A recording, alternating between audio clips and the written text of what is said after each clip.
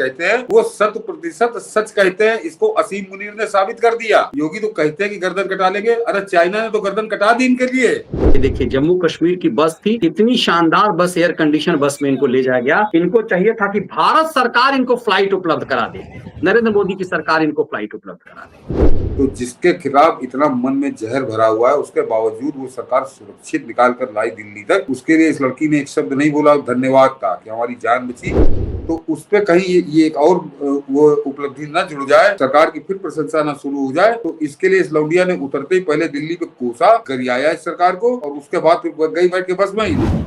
Sir हमारे योगी जी कहा करते हैं कि हम गर्दन भी कटा लेंगे इनके लिए, ये हमारे नहीं हो सकते। रुक जाइए मनीष जी, रुक जाइए। जो बात आप इतना ही बता पाती, जो योगी जी कहते हैं वो 100% सच कहते हैं। इसको असीम मुनीर ने साबित कर दिया। योगी तो कहते हैं कि गर्दन कटा लेंगे, अरे चाइना ने तो गर्दन कटा दी इनके लिए।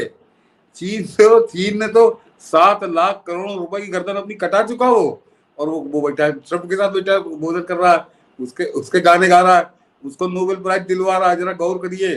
तो जो मैंने इसीलिए मनीष जी को एक ही सेंटेंस में रोका कि योगी जी जो कहते हैं उसका सामने उदाहरण है कि 7 लाख करोड़ रुपए चीन के स्वाहा हो गए, और वो डोनाल्ड ट्रंप को नोबेल प्राइज दिलवा रहा है। तो हरामखोरी, नमक हरामी, गद्दारी, दगाबाजी, सबका एक समुच्चय बना दीजिए, वो नमूना है सामने आपके। तो योगी जो कहते हैं बिल्कुल सही कहते हैं। अब आगे बढ़िए, आगे बढ़िए। बिल्कुल, मैं इसीलिए कह रहा हूँ, उसी बात को आपने जोड़ दिया कि मतलब ये भारत में नहीं या कहीं में रहे, ये एहसान फरामोश कौम है, ये नमक हराम कौम लोग हैं ये। और इस नमक हरामी का चरित्र देखिए कि भारत का प्रधानमंत्री इस जिम्मेदारी में कि तुम भले ही मानसिक रूप से भारत द्रोही हो, तुम मानसिक रूप से भले ही कुछ भी हो, तुम भारत का पासपोर्ट लेकर दुनिया के किसी दूसरे कोने में हो, तो तुम्हें सुरक्षित भारत लाने की जिम्मेदारी हमारी है, क्योंकि हम भारत के प्रधानमंत्री। भारत के प्रधानमंत्री ने ईरान में बैठे, जो ईरान में कौन जाता है, सनातनी तो जाएगा नहीं ईरान में, क्या करने जाएगा वहां पे, इनको सुरक्षित यहां लाया। अब ये कह रहे ना मुफ्त में हमारे टैक्स पे, आम भारतीयों के टैक्स पे इन उन्मादी जिहादी को भारत लाया गया, ताकि चूंकि भारतीय पासपोर्ट मर जाते वहां तो लोग कहते भारतीय मर गए। ये नहीं कहते कि भैया बुर्का वाली मर गई, कहते कि भारतीय मर गए, भारतीय पासपोर्ट इनके पास है, इन्हें यहां लाया। तो कह रहे कि ना हमें स्पेशल फ्लाइट से घर तक भेज दो, हमें बाप का नौकर समझ रखा है। जरा इनके उन्माद को देखिए, ये अपना चरित्र बता रहे हैं। अस्सलाम वालेकुम। इसीलिए हमने याद दिलाया कि योगी जो भी करते हैं, तो वो स्टूडेंट्स है जो अभी इवैक्यूएट होकर लैंड किए हैं इंडिया में, Delhi airport, Delhi international airport. But from here we have nothing. हमें रीअश्योर किया गया था, हमें कश्मीर से सेफली लैंड करेंगे, लेकिन यहाँ पे कोई नहीं है। जो ऑफिशियल्स यहाँ आए थे वो भी यहाँ नहीं है। हमें एसआरटीसी बसेस प्रोवाइड की गई है, जिनमें हमें बोल रहे हैं 20 आवर्स ट्रैवल करके आप कश्मीर जाओ। हम ऑलरेडी 4 दिन से ट्रैवल कर रहे हैं। हम उस सिचुएशन में नहीं है कि हम एसआरटीसी बसेस में कश्मीर जा सकते हैं। हमें रिएश्योर किया गया था आपको सेफली पहुंचाया जाएगा आपके घरों तक, लेकिन यहाँ पे as you can see no one is here, और हमें अबैंडन किया गया है। We have no one to talk to. And अभी प्राइसेस टिकट्स की भी बहुत है, अबव 20,000। सारे लोग उस चीज को अफोर्ड नहीं कर सकते। I personally I can't afford 20,000 ticket right now, right here. So please we are requesting. हम बहुत हेल्पफुल है गवर्नमेंट के, उन्होंने हमें यहाँ तक लैंड किया, लेकिन वी रिक्वेस्ट कर रहे हैं, हम रिक्वेस्ट कर रहे हैं आप अपनी गवर्नमेंट से हमारे लिए कुछ कीजिए। हम किसको यहाँ बोले? और इन्होंने रिएश्योर किया था, अगर इन्होंने पहले कहा होता कि नहीं, ऑलरेडी अगर कुछ टाइम पहले इन्होंने कहा होता तो हम कर देते। इन्होंने नहीं किया, इन्होंने रिएश्योर किया था, ट्वीट्स किए थे इन्होंने कि नहीं हम पहुंचाएंगे आपको बात, लेकिन इन्होंने नहीं किया कुछ भी हमारे। ऐसा एहसान फरामोश, ये टेंट हाउस का टेंट ओढ़ करके, बोरा पहन करके। लेकिन देखिए इतना शानदार बस है, इसको कह रहे थे कि खंडहर बस है, इतने शानदार बस से इसको मुफ्त में इन लोगों को ले जाएगा। ये एहसान फरामोशी है इनकी, देश को बेइज्जत करने के लिए। देखिए जम्मू कश्मीर की बस थी, इतनी शानदार बस, एयर कंडीशन बस में इनको ले जाया गया। इनको चाहिए था कि भारत सरकार इनको फ्लाइट उपलब्ध करा दे, नरेंद्र मोदी की सरकार इनको फ्लाइट उपलब्ध करा दे। ये एहसान फरामोशी है। आपको लगता है कभी ये खत्म होगा? बिल्कुल सही कहा आपने कि इनकी नमक हरामी, हरामखोरी, एहसान फरामोशी का ये एक नंगा उदाहरण है। तो मनीष जी, ये कश्मीर से ईरान पढ़ने गई थी, ईरान में पढ़ रही थी, सब स्टूडेंट हैं ये।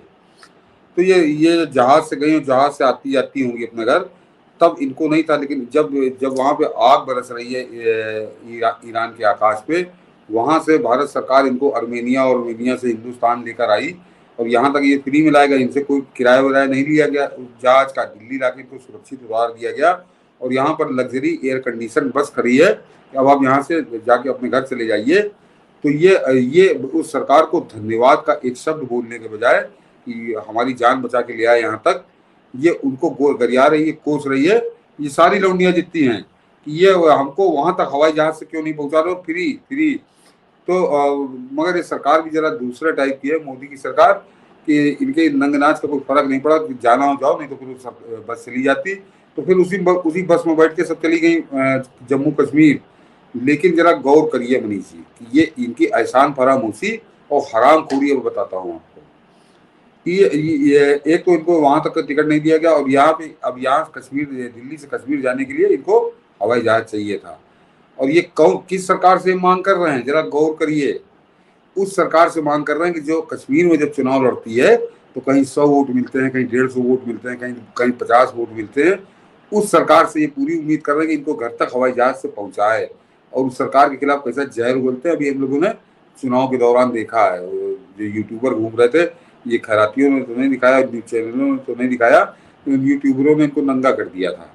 तो जिसके खिलाफ इतना मन में जहर भरा हुआ है, उसके बावजूद वो सरकार सुरक्षित निकाल कर लाई दिल्ली तक। उसके लिए इस लड़की ने एक शब्द नहीं बोला धन्यवाद का कि हमारी जान बची और हम सुरक्षित घर आए। ये गालियां बक रही है कि इसको कश्मीर तक क्यों नहीं पहुंचाया गया। तो सही कहा मनीष जी ने कि ये है इनकी एहसान फरामोशी, हरामखोरी, और जिसमें पूरी तरह से सांप्रदायिकता का जहर मिला हुआ है। क्योंकि सांप्रदायिकता का इनके मन में जहर भरा हुआ है, इस वजह से इनको ये मोदी की तारीफ कर ही नहीं सकते थे। ये जो लड़की बयान दे रही थी, ये मनीष जी एक एजेंडे के तहत, एक साजिश के तहत बयान दे रही थी ताकि सरकार की कहीं तारीफ ना हो जाए कि वहां से देखो लड़कों को बचा के ले आए, तो वो तारीफ ना हो, इसके लिए इसने गाली बक के फिर ये बैठी है कश्मीर। अगर बड़ा तुमको आग लगी हुई थी तो जो तुम्हारे बाप तुमको ईरान तक का आने जाने का टिकट दे सकते हैं, ईरान में तुम्हारी पढ़ाई का खर्चा दे सकते हैं, तो मत जाती बस में।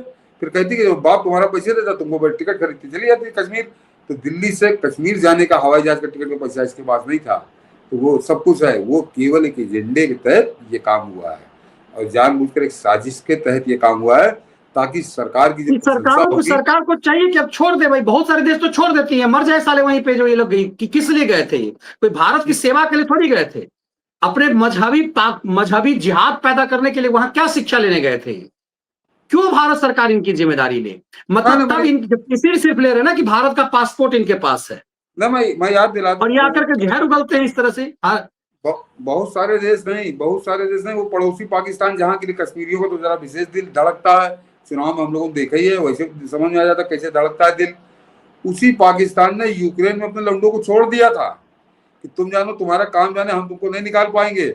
उन पाकिस्तानियों को भी भारत सरकार निकाल के लाई थी, उन पाकिस्तानियों को भी। तो अभी 2 साल पाकिस्तानियों को, नेपालियों को, बांग्लादेशियों को, श्रीलंकाई को भारतीय जहाज से सब आए थे, दिल्ली आए थे।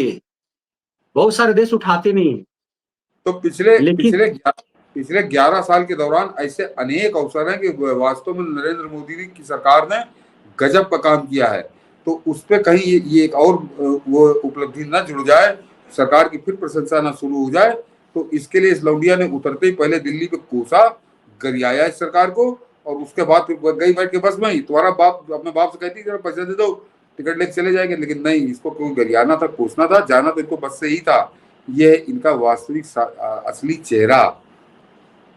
और इसीलिए समझिए कि जब ये कहते हैं ना कि एक भी मंत्री नहीं है मोदी सरकार में, एक भी मंत्री नहीं है, और 2000 जो एक नवाब वो बिहारी जो है, एक हमारा भागलपुर वाला जो रेप केस में फंसा हुआ है, वो इसी मुसलमान होने की वजह से मंत्री बनना चाहता था, जो वाजपेयी जी की सरकार में था। वो अब मुख्तार अब्बास नकवी, जिसके लिए 5 मुस्लिम वोट रामपुर में, उसको 5 मुसलमानों ने वोट नहीं दिया। वो मुसलमान होने की वजह से चाहता था कि मंत्री बन जाए। इसी ढंग से भी कुछ एंकर जो है मुसलमान होने का फायदा उठा रहे हैं। ये सब इसका फायदा उठाएंगे, लेकिन वोट वो भी नहीं देते, ये साबित हो गया। लेकिन इनको मंत्री बनना है। अब एक और जहरीला खेल देखिए सर, ये तो हद दर्जे का है, मुझे लगता है ये तो कल्पना से परे है। भारत के लिए शहीद हो जाए इसका बेटा, इसकी कल्पना नहीं है। इसका बेटा ईरान के लिए शहीद हो जाए, इसके लिए रो रहा है। सोचिए, सुनिए। कि बेटा हमारी भी फ्राइडे को, लास्ट फ्राइडे को मेरी वाइफ की डेथ हुई, और वो बेटे की भी वाइफ की 6 महीना 23 सितंबर 2024। आवाज थोड़ी कम है। ये कह रहा है मेरा बेटा ईरान में फंस गया है। हम तो चाहेंगे वो ईरान में शहीद हो जाए तो कोई बात नहीं, ईरान में शहीद हो जाए। मतलब ईरान में किस लिए शहीद हो जाए इसका बेटा, और ईरान में शहीद कैसे हो जाएगा भारत उसके लिए? आर्मी में काम कर रहा है उसका बेटा कहीं ईरान की आर्मी में। ये दिखा रहा है कि मजहबी कट्टरता किस स्तर तक का है और क्या कुछ, ये कहां तक, किस स्तर तक का जहर इनके अंदर है, जिसके लिए योगी आदित्यनाथ के अलावा कोई इनको पहचान नहीं रहा।